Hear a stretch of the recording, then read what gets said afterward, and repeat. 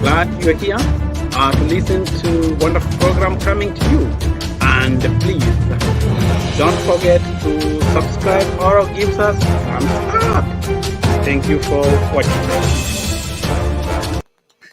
Yes, welcome to KJTV.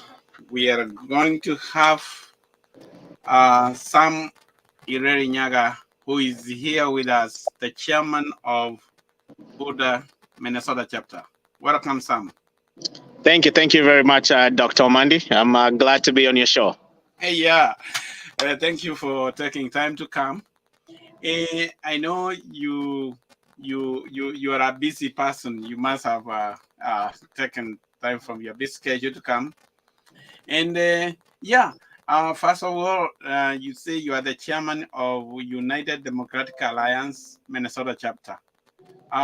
Can you tell us more about UDA, Minnesota? Oh, sure. I'm glad to do that. First and foremost, let me applaud you for the great show that you've been having, the great TV station that you've had. We've seen you come from afar until now, and we really appreciate to be associated with one of Minnesotans who have made it easier for our people back in Kenya and here to able to get news, to able to have shared views and people exchange ideas. So we appreciate you for that. UDA Minnesota chapter, I'm pretty sure a lot of people in Minnesota have heard about it. And what it is, it's a subsection of the United Democratic Alliance of Kenya. What we did is we decided as diasporans, we are not going to be left behind when it comes to Kenyan politics and Kenyan governance. And one of the things that we did is we did approach the people that we felt that we were aligned with, and that was the UDA party, because its manifesto actually aligned with a lot of what majority of diasporans agree to and believe in. And we decided we want to engage that party because we believe it's going to form the next government so that diasporans can be part of that. And with that, we decided we cannot just join one person at a time. We have to join there as a force to show that diasporans have voice, not just because of our dollars, but because of the multitude of people with different backgrounds that we can bring to government. So what we did is we have what we call the National Governing Council of Diaspora. That's our main, I would say, driving force for diasporans. And when I speak about diaspora, it's not just the United States. We have UK, Saudi Arabia, South Africa, Uganda is part of it. So we have the NGC, the National Governing Council. And the National Governing Council, what it does is it's a secretariat that it lies between us diasporans and the United Democratic Party. And so with that, we formed chapters. So each region has chapters that has leaders, and people, our members' views can be had through different chapters, and then they're brought to the leaders, and then the leaders will take it to NGC, and then NGC now communicates to the party back in Kenya. So we have one voice. And so Minnesota chapter is a subsidiary of the National Governing Council. Oh, wow. That is very nice to hear. Congratulations. Yep, thank you. And to add to that, actually, so that you know that UDA, we are very democratic. We've even had elections, and we have leaders who have been chosen by the people, the members of those chapters too. Oh, so you have the all nationwide USA? Yes, throughout the U.S. we have different chapters. Some regions don't, they belong to, for example, I'll give you a good example, like the Midwest. We don't have many chapters in the Midwest. So what we've done is we've combined some states to be part of some chapters. Right now we are working hard, like in the Midwest, to open up a Michigan, Indiana chapter. But before that, they've been actually part of the Minnesota chapter. So as we continue growing, we continue opening more chapters. Okay. Now, I want to ask you, Kenya is now gearing for election in August. Yes. How do you assess the political temperature and the readiness for election in Kenya? What can you say? So we know the good thing with Kenyans is we're very political. All right. When immediately after an election, we start looking forward to the next election. And that 2022 has been in our minds, I believe, since 2013, when the current government, got into power. And Kenyans have been waiting for 2022. So elections have geared up. Temperatures are high, definitely because of the elections. But continue opening more chapters. One of the great things that has happened is people for the first time the common person has had a voice into the elections that coming up, right? Okay. And you can see we've had alignments going through until yesterday, right? People Yeah. joining different parties and wanting to know who are they with, who do they belong to. So that climate is good, where it shows we have evolved from the 1960s, from the Mlolongo time until where we are today of democracy. So I do believe it's in a good way. I do believe that we have hope for Kenyan politics. And I believe after 2022, actually, the electioneering process of Kenya is going to completely change, because for the first time, I believe that we'll have a president in power who has come from nothing. And that will encourage people to know that, guess what? You don't have to come from a dynasty family for you to lead the country. So anybody can lead the country. I can lead the country. Dr. Mandi can lead the country. And that is what's going to happen immediately after this election. Thank you very much. That is a very good message. Now, you are officials of United Democratic Alliance, Minnesota. In the you have told us about your organization, but why do you think that Ruto is the best president to be in Kenya? So why I think Ruto is the best president to be in Kenya, number one, is his background, right? And that's where I start. And from my previous point, I've said where somebody comes from teaches them and molds the person to be who he is. Ruto came from a very humble background. His parents, if I ask you if you know his parents' name, very few people can even say who the parents of Ruto are, right? Yeah. And so he has worked hard. He has climbed all the political, different political positions up to where he is right now. He has become the person he is. And with that, we have a track record of him. Since when he started his politics in 1992, and a lot of people I know they do reference YK92, but since then, up to today, there are some principles that we have seen with Ruto all through, right? When he was the Minister of Agriculture, we did see how that sector performed.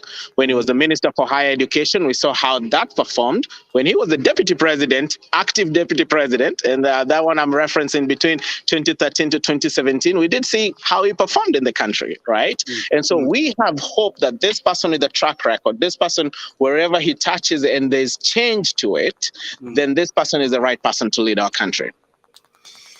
Now it's good you have touched on the issues, and I'm going to ask about, you said he was the Minister for Agriculture, and that's where I'm in particular where you say he did well, but there is still a big section of the people, including the farmers from his hometown, who feel like he at that time the maize, which is the bedrock of his people, that he didn't do very well because Syria was not buying their maize. Then he's the one who organized for brokers. What could you say about that?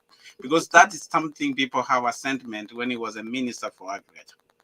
That is true. So let me address that, because we do have the maize scandal, right? And we all Kenyans have read about it. We've seen what it is. But one thing I want to enlighten Kenyans to understand is in Kenya, there's been a way of governing. And the way of governing has been whereby the people with the money, the people who we purportedly call the cartels, call the shots. And so if somebody new comes into picture and wants to completely overhaul and change how the traditional way of thinking and doing business in Kenya is, then there's always a problem.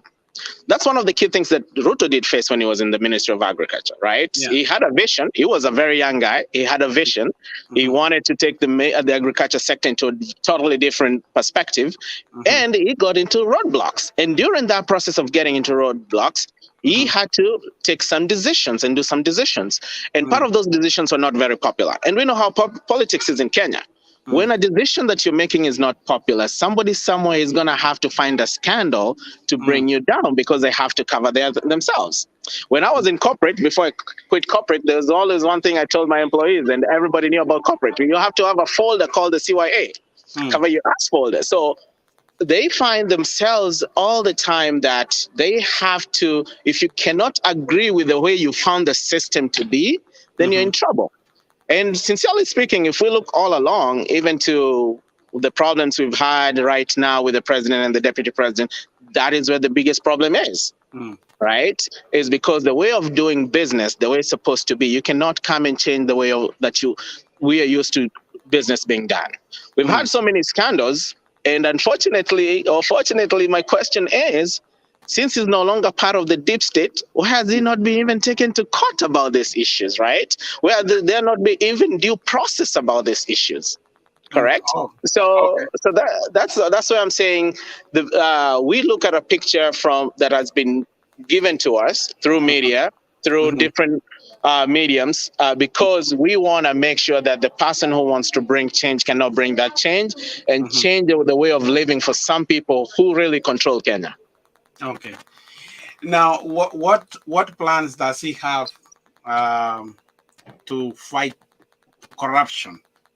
Now that he has been mentioned, as you heard everywhere, people talk about it. What is the strategy of Uda and his presidency? So one thing, and this is where I will start before I even answer that question. One thing that we are very fearful about the Ruto governance is one. Ruto will be so strict to want to cleanse Kenya such that a lot of people that we know are going to get in trouble. And that is where the whole issue is right now when we look at the people who are in Azimio versus Kenya Kwanza, right? The people who are in Azimio, they've been used to certain ways of doing business such that now they know once Ruto gets into power, all these things are going to be exposed. Number one, let's look at, when you're looking at somebody's character, you start looking at how does he live within himself, right? How does he live within his family? And when I speak of family, I'm looking at the UDA fraternity, or rather when we expand that to the Kenya Kwanza Alliance, right? How are we been doing and conducting our business? Our business is very democratic in the first place, right? We do believe in the rule of law. We do believe in democracy, that everybody has a shot. If you look at even the way we went to nominations, for example, for him to be nominated as our presidential candidate, we had interviews. We had people who said, hey, I also want to be in the ring. We said, that's okay. Come, let's see what you got. Let's see what qualifications do you have, and may the best candidate win. When we look at the other side, the Azimio side, Jimmy Wanjigi was kicked out, right? So you can clearly tell the way Ruto will govern the country, it's in a democratic way. The way Ruto will govern the country is with the people's will. And that's why even when you go back to the foundation of UDA, where we say the wheelbarrow, the bottom-up economics, it's involving the common person to be able to define their destiny. It's not from trickle up. It's we are starting down here, the common person. We the people, we rule ourselves. We the people, we need to know what we demand from our government. And that's the basis of Ruto's governance. That's what it's going to be. So when we look at corruption, how are we going to root out corruption? We will start that. What is the best thing for the common mwananchi who has looted? If you've looted, actually, and just to speak the truth too, is the only one who has gone through financial audit, personal financial audit, because Matiang'i and everybody else have already put out whatever he owns out there. We have seen where the money comes from, right? If he's buying helicopters, then we have seen where the money is coming from. The other people, they have not done any financial audit themselves, and they keep talking about it. So that is where it will be. It will be a transparent government. It will be a government that is for the people, and the people will drive that. And that's how we'll be able to root out corruption, because there'll be nowhere where we can say the money is coming from the top going to the bottom. No, the money will always come to the bottom and then go up to the top. Okay. Oh, well said. Now, what is the Ruto campaign strategy to win the August election? Thank you. That's a very good question, Dr. Mandi. As you have seen how UDA got formed and where we are right now, we only have one common thing that we do. We engage the people. We let the people set their destiny. When UDA started, and when we came up with the wheelbarrow as our symbol, which a lot of people have taken it out of context, it was that the common person, the hardworking common person, needs to lead his country in the right direction. And doing that is they need to choose their own leaders that they feel those leaders will bring a good agenda to them. And so UDA and Kenya Kwanza, it's just on the foundation of engaging the common person, showing them what the agendas should be. And those agendas, we have come up with those agendas after listening to the people. Right now, the latest poll came out, 77% of Kenyans, all they care about is their standard of living, right? They don't care much about infrastructure, which infrastructure is good. They don't care much about building big stadiums and stuff. They care about how much money do I have in my pocket. And that money that we have in your pocket is what's going to be able to drive that. I can pay more taxes. And if I pay more taxes, then the government can have money to put more stadiums, more schools, and all that. And since 1963, we've been doing it one way. We've been doing it where we talk about maendeleo. We need development, infrastructure, we need schools, we need hospitals, we need roads. It is good to do that, but we have done that all along, forgetting that the common person also needs money in their pocket, because if they have money in their pocket, they'll be able to, guess what? Contribute towards building that school, contribute towards building that road. We don't have to go to China and borrow money to come and do those things. Okay. Yeah. Now, another question I have to ask you.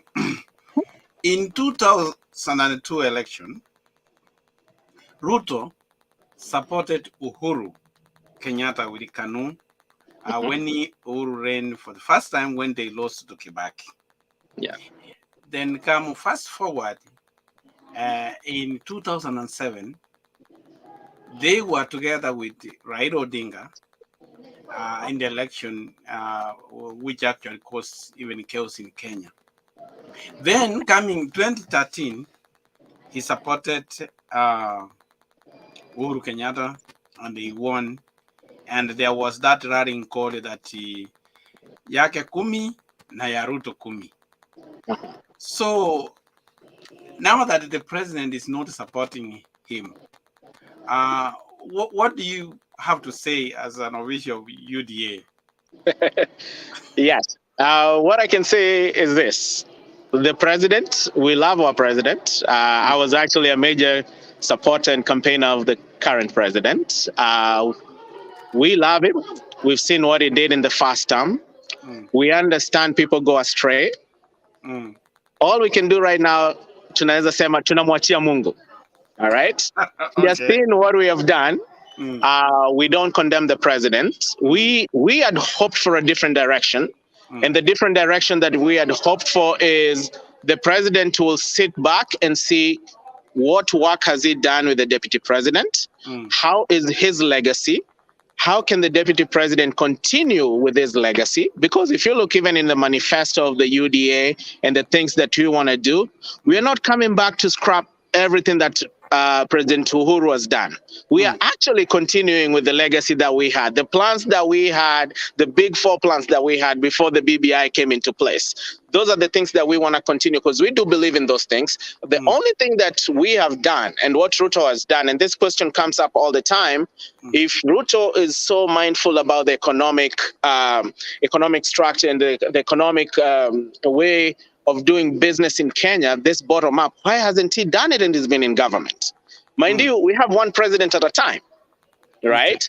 So he has his own economic plans for the country that he believes is the right trajectory, where we've listened to the people. But when he was the deputy president, he's still the deputy president, during this time, he still has to follow what the president wants done. And that's what most people have not understood because they've been like, oh, he's talking about changing Kenya, yet he's in government. Let's take a look at the ministries that he's held. Has he upheld to the wish of the president and the people of Kenya? He has done. So when he becomes president now, he has his agenda that he has listened to the people, and that's the agenda that the people want. So now we'll hold him accountable for him to execute that agenda. Now, Ruto is the first deputy president of Kenya. We have been having vice presidents.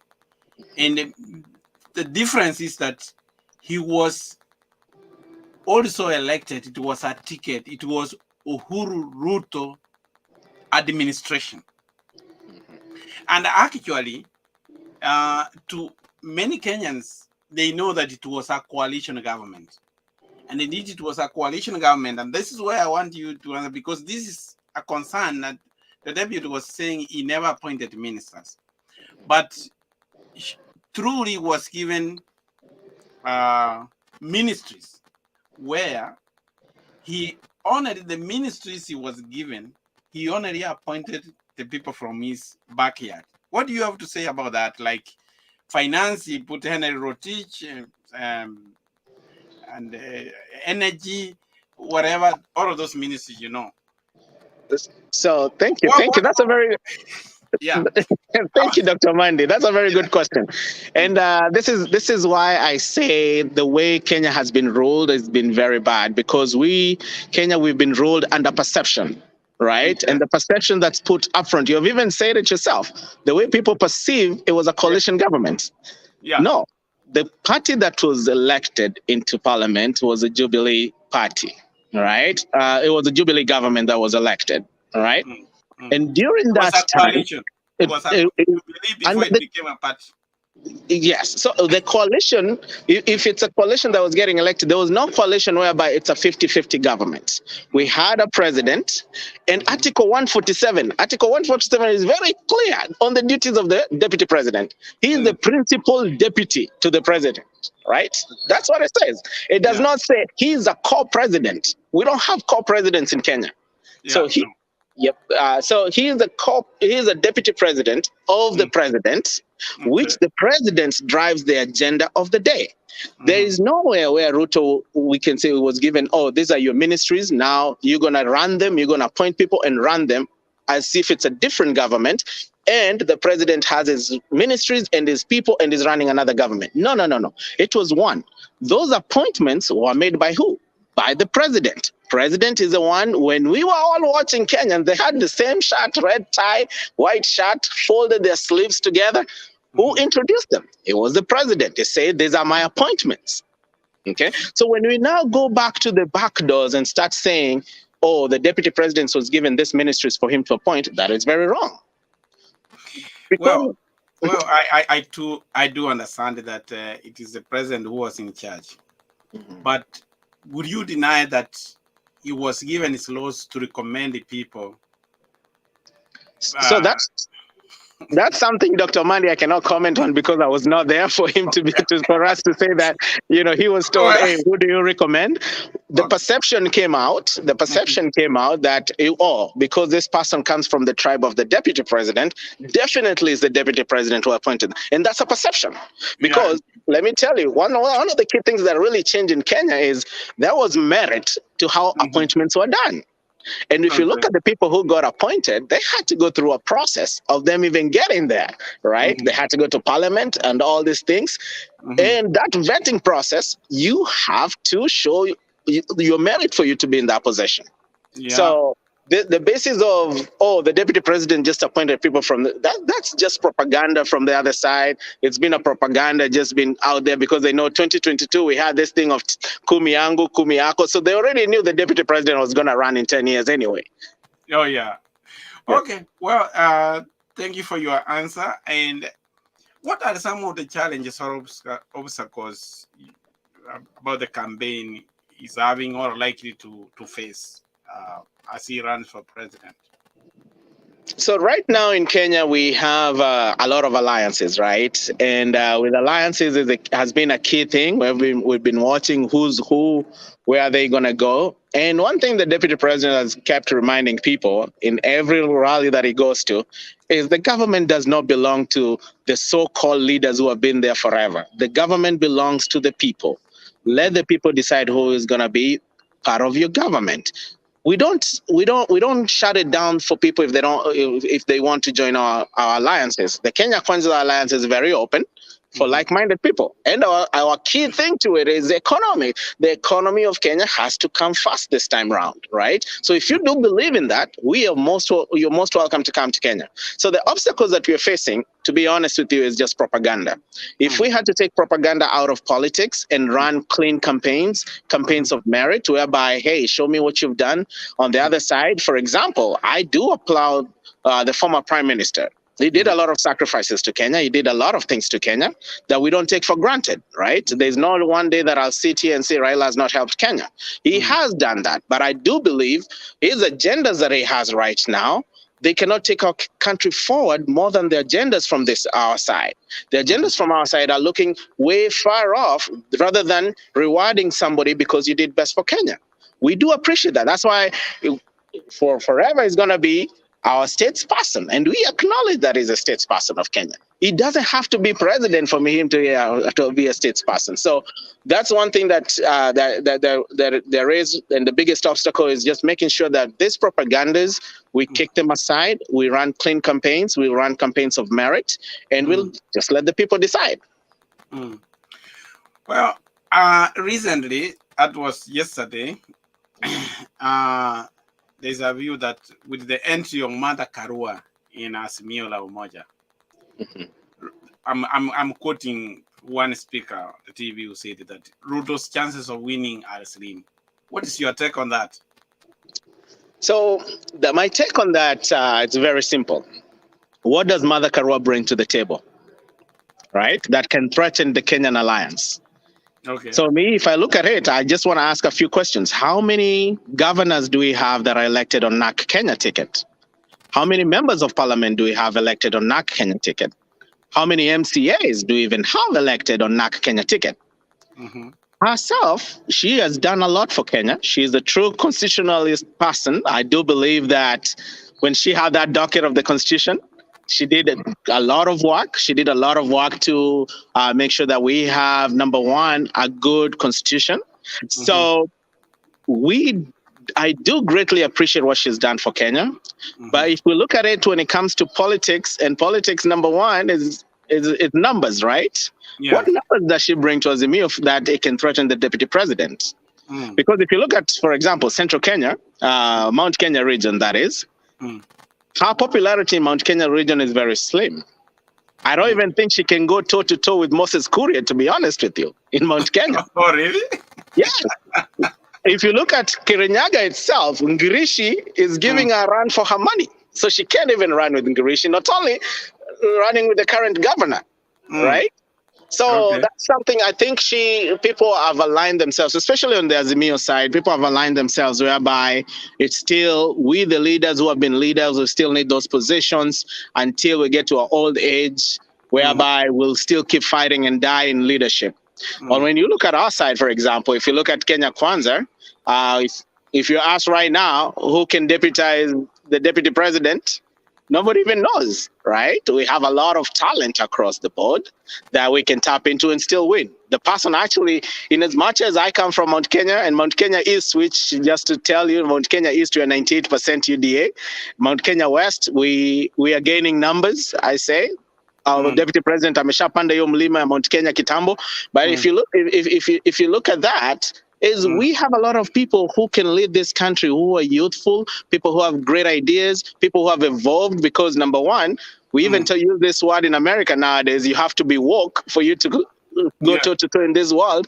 We have people who are walking our side. So Martha Karua, I didn't see that as a big thing for us in Kenya. Yeah, if she could have joined Kenya Kwanza, it's good. We have a name, but it's mostly the people who have belonged to the same clique, people who are there during Moi's time, people who are there during the era of Kenyatta all through. And then on top of that, all the dynasties go there too as well. So it's a clique that we already know who people are, who they are and all that. But look at our side. I'll give you a very prominent person, Ndindi Nyoro. Whoever knew that when Ndindi Nyoro talks about numbers and explains it to the common Kenyan, you can understand it. Dr. Ndi, our economist, when we explain the bottom-up economics model, that my grandmother, my aunties, when I make a phone call to them and I explain this economic model, what it's going to do to them, they understand that better rather than, guess what? Oh, Azimio, Raila has been there, we have Kalonzo, we have all these people who have always led, and number one, they have wrangles within themselves because BBI never went anywhere. So now they're looking at, okay, BBI did not go anywhere. We were hoping to get positions. Now, what else can we do? Let's just join here, even if we don't believe in it. Let's join this as a meal that we don't believe in it, but see if we can benefit to still get positions. Okay. Well, now that you have said about that, but one of the things we have to see in Kenya, this election, we have two people who are running who don't seem to have, people don't fear much. And that's why we are seeing a very balanced campaign. They say that the election will go either way. And as you have said, one of the things about Mount Kenya, now that you come to Mount Kenya, what is this so special that Mount Kenya, as you say, I don't know whether that is true. 98%, I think you also exaggerated a little bit. That is Mount Kenya East. Let's give Ruto 70%. Of the total Mount Kenya or Mount Kenya East? Because there's a huge difference. Daktari, there's a huge difference that people don't understand when they talk about Mlima. They don't understand the mountain is divided into two. We have Mount Kenya West, which consists of Kiambu, Murang'a, and Nyeri, and then we have Mount Kenya East, which we have Embu, Mbeere, Meru areas, Kirinyaga, all those, and that is a UDA zone. The East is a UDA zone. So when I say 98%, the only threat that we have in Mount Kenya East is the Mbas. And the Mbas, since they joined Azimio, which is Kiraito Murungi's political party, once they joined Azimio, their numbers have dropped. A lot of people have quit from there now, right? So right now, I can say very well, even Ruto does not need to campaign in Mount Kenya East. Where we have work is Mount Kenya West. And actually, when we narrow it down now to Mount Kenya West, Murang'a itself is where we have work to do. Because Kiambu is gone. You look at Nyeri, it's gone to UDA. But where we have a lot of work right now is Murang'a. And because Murang'a, one thing that Azimio is always throwing around is the deputy president from there, which I don't know if Peter Kenneth can make it. Anyway, we saw how it looked when they were going to London, but that's politics for another day. So, okay. Yes. Now, I want to show you these statistics in Kenya and the registered voters. And you see, and that we are having 22 million votes. Now, here, Rift Valley has 3.15. I think they went up with the second registration. Now that is we say no Rift Valley is 5.3 million. And we have Nyanza, which we say that is the home ground for Raila, 2.5 million. So which means that is the home ground they are starting. How do you see the rest of the country voting? You see the reason the region's cost has almost 2 million, whatever. How do you see the numbers going to trend to vice president, or not vice president, deputy president? So that's a very good question, and this is how I'm going to start with that question. Yeah. When UDA started, and we started what we were calling UDA registrations, a lot of people were just thinking we were just playing games. We didn't know what we were doing. Number one, right currently at the moment, we have more than 7 million registered UDA members in the whole country of Kenya. And those are people who have registered themselves. And how the registration for UDA works is you give your identification, your Kenyan identification card. We have your Kenyan identification card. Then we have your phone number. And we also, you have to sign a letter to the registrar of political parties that you have resigned from any other political party and you belong to UDA. Okay.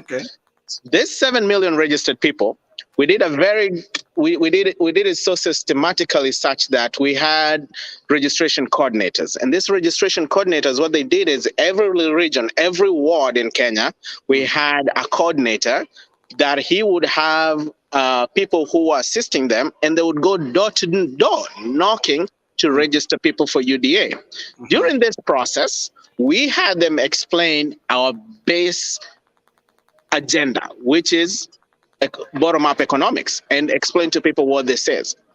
So when we say we can sit comfortably knowing that we are winning this election, it's because we have the numbers to back that up. When we look at the registered number, we are assuming, and we're going back to the tribalistic way of thinking, I have to vote for somebody because it comes from my tribe, right? Yeah.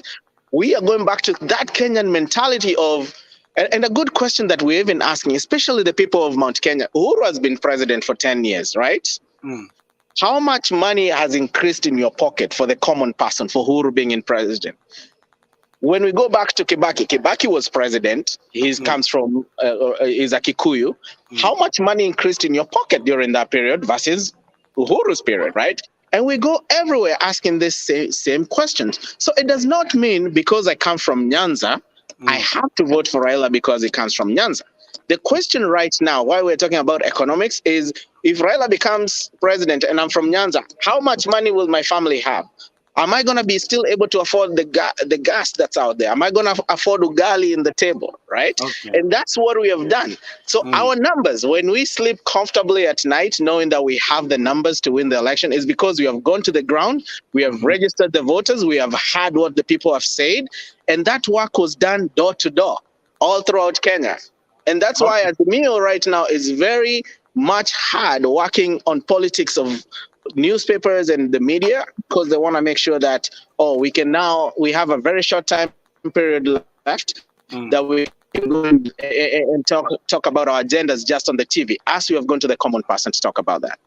Okay, thank you very much. You know, you are a very interesting speaker, and we have even gone past 5 minutes of our time. But the last question I'm going to ask you. Recently, Ruto was endorsed by the embottled lawyer Miguna Miguna. Yes. That is supporting him for president. This is the man who even participated in the swearing in of Raila Odinga as the people's president. Before this, Miguna Miguna is the man who was quoted saying that Ruto will not be president. He's too dangerous. The man is a demagogue. And now he's...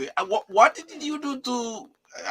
what strategy did you do to convert Miguna Miguna now to support Ruto? So let me say this about Miguna Miguna. Number one, I do respect him. He's a very learned a very learned fellow. He understands how politics works. He understands how things change day to day. One of the key things with Miguna Miguna is, and he had an interview the other day where he articulated very well why he supports the deputy president, right? Yeah. The first thing he said, when you look at the deputy president, since nursery all through to his PhD, this guy has been passing with flying colors, right? The rest of the people, we don't know about it. We just hear. But he's attesting to that, okay? So as a learned fellow, I'm pretty sure he has sat down, he has analyzed how the politics in Kenya are, how everything is going, and he wants to be on the right side of history. And so I do believe that he has changed his mind because he has looked at the way Kenya has been governed. He has looked at the manifesto of the deputy president. When he becomes president, what's his agenda? And he has sat down and said, what is the best for Kenya? And not only that, what is best for him? As we have no problem with Miguna Miguna coming back to Kenya. And actually, if he comes to Kenya and he presents his qualifications and asks for a good job, I am pretty sure that the UDA government, the Kenya Kwanza government will give him a job and he can help our people. So we will work with anybody who joins our alliance. We'll work with all people. Our alliance is open to everybody, as long as the common agendas that we all agree on that. Okay. Well, it was nice having you on the show. Thank you very much. We really appreciate for your contribution, and I think you have made a case people have really understood. You need to go to be the campaign manager of So that time will come. Let me say before we finish, just one point I just want to make is, I think at Kenya where we have gotten right now, everybody, number one, has a cell phone, because we do believe in pesa so much. So they're able to access news. They're able to tell what their agendas are.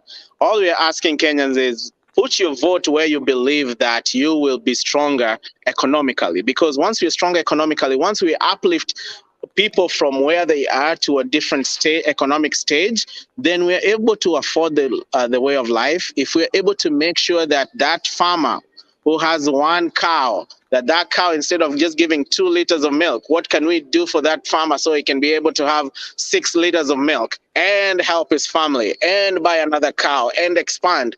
And then that is the only way we'll be able to build our Kenya. This thing right now, as you know, we're in debt in Kenya so bad. You know, our debt where we are at compared to where Kibaki left it. Actually, not even compared to where Kibaki is. Compared the second term of Uhuru, the borrowing that has been there with the first term of Uhuru, it's huge. So this handshake has really actually messed us up in the country. So, and we can see what he has done with all the debt. We can see, we just know majority of the debt funded BBI. BBI is dead. BBI is not coming back. They keep hoping for that, but that's not coming back. No. So that BBI is not coming back, and that's where we are. Vote where you think you will be economically fit, you'll be economically stable, where your kids, they'll be able to have jobs. And when we talk about jobs, and this is a key issue to Kenya, right now, I believe we're number 18 or 19 in the world with the highest unemployment. When we talk about youth unemployment, one thing that we have done all along that's wrong is taking people to school for them to come and work for others. That's one thing that UDA is fighting for, that when you go to school, gain skills that you can come and start something and also hire other people. You don't have to be hired. So that is the key. And I thank you for giving me a chance to explain this. And I hope we'll do this again because we have a lot to talk about. And one of the things I would even request you to do here in Minnesota, I hear they're starting a chapter for Azimio. I don't know. It would be good for you to invite us here so we can discuss these numbers and discuss the truth. And be able to explain to our people what they need to do. Thank you, man. Thank you very much. Thank you. Thank you.